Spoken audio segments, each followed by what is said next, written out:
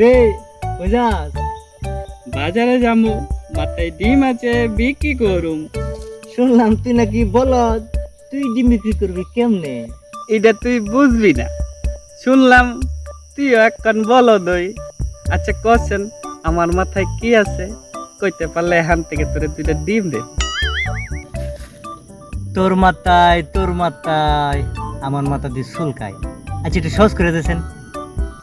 আমার মাথায় যা আছে তার গায়ের রং দেখতে সাদা, বাংলা কুসুম লাল হইতে পারে, আবার হলুদ হইতে পারে, আর কম না। কইলে বুঝা লাগে। বুঝে গেছি, তোর মাথায় লেম্বু। হয় নাই, তুই আসলে একটা বলদ। আমার মাথায় ডিম। ইস রে, এটা আমি সন্দেহ করছিলাম।